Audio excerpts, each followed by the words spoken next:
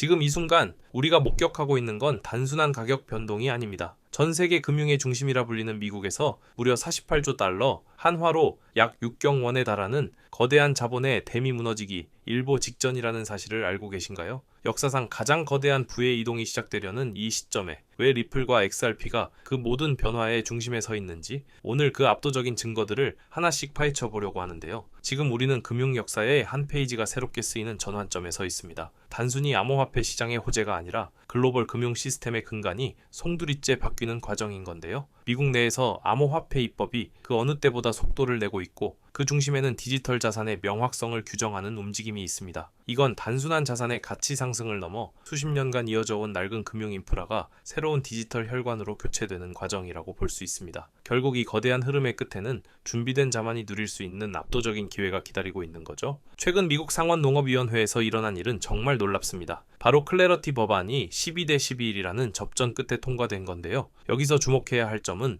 공화당 의원 전원이 찬성표를 던졌다는 사실입니다. 비록 민주당의 반대가 있었지만 법안이 위원회를 통과해 다음 단계인 상원금융위원회로 넘어갔다는 것 자체가 엄청난 진전인 건데요. 이제 SEC의 독단적인 규제가 아니라 의회가 직접 나서서 디지털 자산의 법적 지위를 정의하기 시작했다는 점에서 시장에 엄청난 제도적 확신을 주고 있습니다. 하지만 진짜 폭탄은 따로 있습니다. SEC의 한 이사가 최근 401K라고 불리는 미국의 퇴직연금 계좌를 암호화폐 시장에 개방할 가능성을 시사했는데요. 여러분, 미국 내 은퇴자금 시장 규모가 무려 48.1조 달러에 달한다는 사실을 알고 계신가요? 이 엄청난 자금 중 단 5%, 아니 10%만 비트코인이나 이더리움, 그리고 XRP 같은 제도권 자산으로 유입된다고 가정해 보시기 바랍니다. 이건 단순히 수요가 늘어나는 수준이 아니라 시장의 판 자체가 바뀌는 거대한 유동성에 해일이 밀려오는 것이나 다름없는데요. 전문적인 자산 운용사들이 가드레일을 치고 이 자금을 굴리기 시작하면 우리가 상상하는 그 이상의 가격 형성이 가능해질 것으로 보입니다. 시야를 일본으로 돌려봐도 상황은 비슷합니다. 일본의 금융 거물 SBI와 세계적인 자산 운용사 프랭클린 템플턴이 합작법인을 세우고 도쿄 증권거래소에 디지털 자산을 상장하겠다는 계획을 확정했는데요.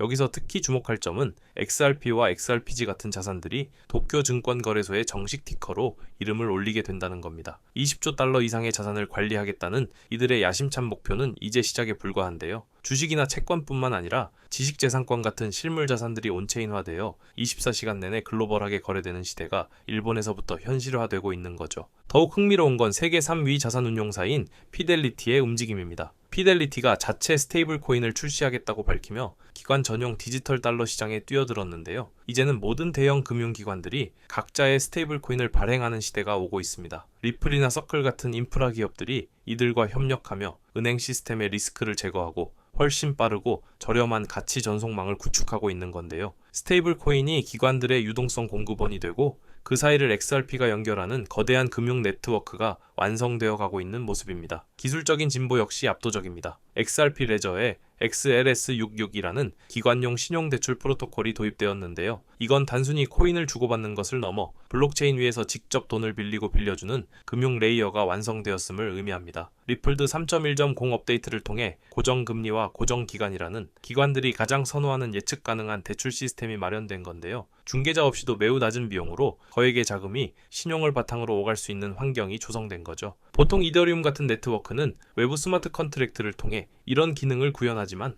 XRP 레저는 원장 자체에 이 대출 기능을 내장하고 있습니다. 이건 보안성과 효율성 면에서 차원이 다른 건데요. 기관들은 복잡한 코드 오류 걱정 없이 리스크 관리와 감사가 가능한 환경에서 자금을 운용할 수 있습니다. 과거에는 대출 승인에 수주일이 걸렸다면 이제는 단 몇 분 만에 블록체인 위에서 모든 프로세스가 완료되는 혁명이 일어나고 있는 건데요. 부동산이나 자동차 같은 실물 자산의 대출 시장까지 토큰화될 준비를 마친 셈입니다. 기관들이 가장 무서워하는 게 뭘까요? 바로 연쇄 청산과 보안 리스크입니다. XRP 레저는 리플의 스테이블 코인인 RLUSD를 활용해 자산 간 교차 오염을 방지하는 영리한 설계를 도입했는데요. 차입자마다 별도의 볼트, 즉 금고를 설정해서 한쪽에서 리스크가 터져도 전체 포트폴리오로 번지지 않게 차단했습니다. 여기에 제도권 금융의 오프체인 심사 모델까지 결합하면서 기관들이 안심하고 들어올 수 있는 완벽한 보안 레이어를 구축했는데요. 이건 단순한 기술 자랑이 아니라 실질적인 채택을 위한 치밀한 전략인 거죠. 이런 변화에 가장 큰 위협을 느꼈던 곳이 어디일까요? 바로 전 세계 1만 1,500개 금융기관을 연결하는 스위프트입니다. 그런데 최근 스위프트가 놀라운 발표를 했습니다. 자신들의 인프라 내부에 블록체인 기반 원장을 직접 매립하겠다고 선언한 건데요. 이건 사실상 블록체인 기술에 대한 항복 선언이자 토큰화가 금융의 주류가 되었음을 공식 인정한 사건입니다. 나스닥, 뉴욕 증권거래소, 그리고 세계 최대의 결제 처리 기관인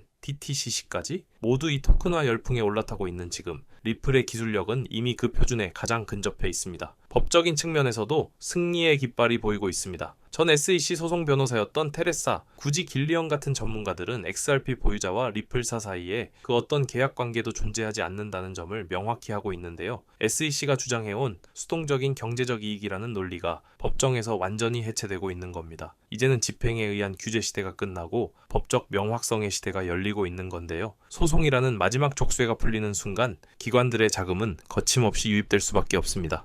여러분, 최근의 시장 하락이나 횡보를 보며 불안해하실 수도 있습니다. 하지만 관점을 바꿔보셔야 합니다. 지금 일어나고 있는 현상은 단순한 가격 조정을 넘어 기관들이 본격적으로 진입하기 전에 개인들의 레버리지를 털어내는 과정이라고 볼 수 있습니다. 투기적인 관점에서 벗어나 전 세계 금융 시스템이 통째로 재배선되는 시스템 업그레이드 국면이라는 걸 이해해야 하는데요. 지금의 변동성은 거대한 부의 전이를 앞둔 마지막 진통과도 같습니다. 결론은 명확합니다. 입법, 기관 인프라, 그리고 법적 명확성이라는 세 가지 퍼즐이 동시에 완성되고 있습니다. XRP 레저는 단순한 송금 수단을 넘어 거대한 금융 대출과 자산 운용의 레이어로 진화했고 48조 달러라는 상상도 못할 유동성이 대기하고 있습니다.